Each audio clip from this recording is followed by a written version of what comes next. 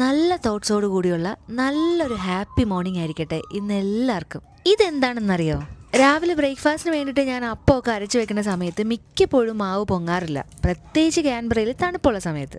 അപ്പോൾ എൻ്റെ ഫ്രണ്ട് നീതു പറഞ്ഞതുപോലെ ഞാനൊന്ന് പരീക്ഷിച്ച് നോക്കിയതാട്ടോ. തലേ ദിവസം ഈ ഒരു അളവിൽ മാവ് അരച്ചു വെച്ചിട്ട് പിറ്റേ ദിവസം ഇത് മുഴുവനും പൊങ്ങി വന്നത് കണ്ടപ്പോൾ ഭയങ്കര സന്തോഷം തോന്നി കേട്ടോ. ഇതെങ്ങനെയാണ് ഉണ്ടാക്കിയെടുക്കണേന്നുള്ളത് ഞാൻ വഴിയെ പറഞ്ഞുതരാം കേട്ടോ. അതിനു മുന്നേ ഇതിൻ്റെ കൂടെ കഴിക്കാനുള്ള കറി സെറ്റാക്കാം. ദേ, നല്ല നാടൻ കോഴിയുടെ കറി. നാട്ടിലൊക്കെ കിട്ടുന്ന പോലെ നല്ല നാടൻ കോഴി ഞങ്ങൾക്ക് സിഡ്നിയിൽ നിന്ന് കിട്ടിയതാട്ടോ. ഇത് ഞാൻ ഇന്നലെ ചോറിന്റെ കൂട്ടത്തിന് വേണ്ടിയിട്ട് നല്ല എരിവിട്ടുണ്ടാക്കി എടുത്തു വെച്ചതാണേ. ഇന്നിപ്പോൾ അപ്പത്തിന് കോമ്പിനേഷൻ ആവാനായിട്ട് ചെറിയൊരു മോഡിഫിക്കേഷൻ ഒക്കെ വരുത്താമെന്ന് വിചാരിച്ചു. ഇവിടെ ഇപ്പം ഞാൻ തലേ ദിവസത്തെ കോഴിക്കറി ഒരു പാനിലിട്ടൊന്ന് ജസ്റ്റ് ചൂടായി വരുമ്പോഴേക്കും കുറച്ച് ചൂടുവെള്ളവും അതുപോലെ തേങ്ങാപ്പാലും കൂടെ ഒഴിച്ച് നല്ലതുപോലെ ഒന്ന് മിക്സ് ചെയ്തെടുക്കുകയാണ് ചെയ്തത് കേട്ടോ. അവസാനം അതിലോട്ട് നല്ല ഫ്രഷ് കറിവേപ്പിലയും കൂടെ ഇട്ട് നല്ലതുപോലെ ഒന്ന് ഇളക്കിയെടുക്കുമ്പോഴേക്കും അപ്പത്തിൻ്റെ കൂടെ കഴിക്കാൻ പറ്റിയ നല്ല നാടൻ കോഴിക്കറി ഇവിടെ റെഡി. ഇനി നമുക്ക് അപ്പം ചുട്ടെടുക്കാം. ഒപ്പം ഇതെങ്ങനെയാണ് ഉണ്ടാക്കിയെന്ന് ഞാൻ പറഞ്ഞുതരാം. ഒരു പാത്രത്തിൽ 2 ഗ്ലാസ് പച്ചരിക്ക് 3/4 ഗ്ലാസ് ചോറും 1 നുള്ളി ഈസ്റ്റും ടേസ്റ്റിന് ഉപ്പും കുറച്ച് വെള്ളവും ചേർത്ത് 4 to 5 hours കുതിരാൻ വെക്കണം.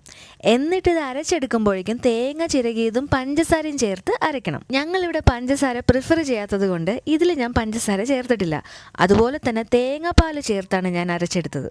എന്നിട്ടൊരു പാത്രത്തിലോട്ട് മാവൊഴിച്ച് ഒരു സ്പൂൺ കൊണ്ടോ കൈ കൊണ്ടോ നല്ലതുപോലെ കുറേ നേരം ഇളക്കി മിക്സ് ചെയ്തെടുക്കണം.